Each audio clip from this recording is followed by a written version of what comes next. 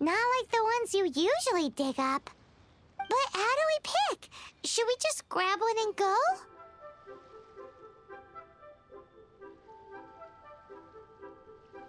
Oh? You want me to decide? That is fine as well. If it were me, the answer would be simple. Oh? And that would be... I'll take them all, boss. Oh, you act with such panache, good sir. I always knew you were not a man of ordinary caliber. Oh, wait, boss! That one didn't count! We need to discuss it again!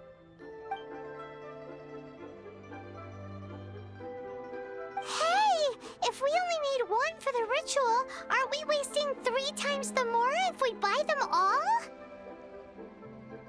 Oh, Mora. It is as you say. I suppose I overlooked this particular aspect of the transaction. Huh? How do you not think about Mora when buying things? If one must always consider Mora before acting, then in all things one is bound by Mora. What? All Mora is currency, but not all currency is Mora. What?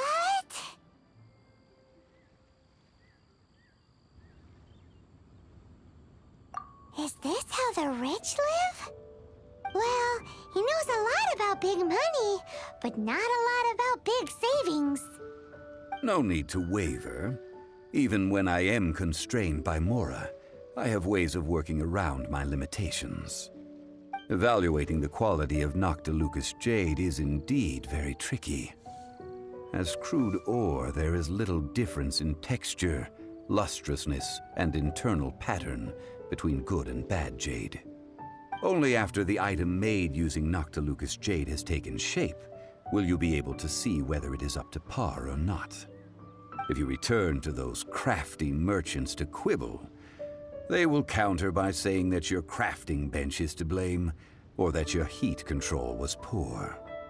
Whoa! To think it's that easy to get cheated. But there is a way to truly evaluate this jade, and a true insider would know it. A fool sees the pointer and misses the moon. What does that mean?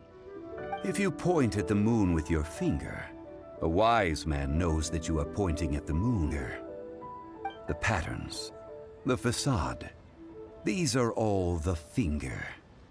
Noctilucous jade is a mystical stone used to light up the darkness, and so its brightness is the important thing. It is the moon. Noctilucous jade of excellent quality would have superior pyroaffinity. In other words, the bluer and brighter the luster of the ore under high temperature, the higher its quality. I have imparted the priceless secrets of the jade trade to you. Now, all that's left is to put it into practice. Priceless, huh? Hyman's just said that we might never be able to use it again.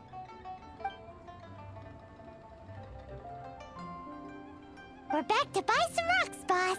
But can you let us burn them first? Burn them? You can't do that, my friends. If you were to do so, what would I have to sell?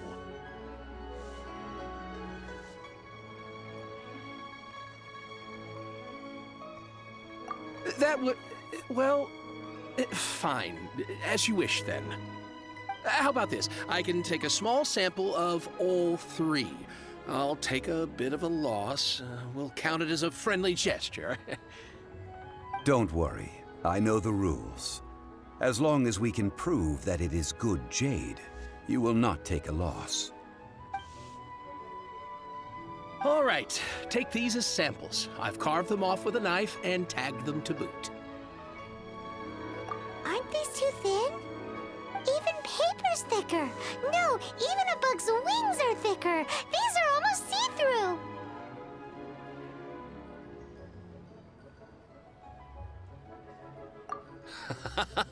Oh, you flatter me, but I have to be gentle with these rocks. They are my pride and joy.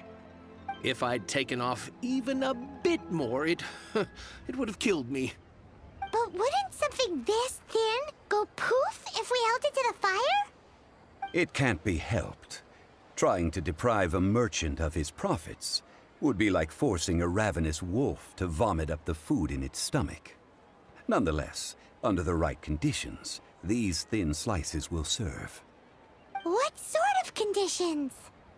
While we add the high temperatures using pyro, we can use hydro to reinforce it from within. This way, the samples will not disintegrate immediately. Oh, this learned. Thank you for your understanding. Strictly speaking, asking for samples when we have not yet agreed to purchase the goods is unfair. Trade in Liyue must be based upon fairness. Well, guess we just need to find a place to try this out. You mean at Wanmin Restaurant? As long as we do it when she's not in. That would not do. It is a place where people come and go. They would be endangered if the elemental reaction were to get out of control. We cannot take such a risk. Oh, Paimon remembers! We once saw this big pot down at the Dada Upa Gorge in the camp of the hilly churls from the Meaty tribe. It's real sturdy and should be able to take the elemental reactions. Now, let's pack those samples up and make them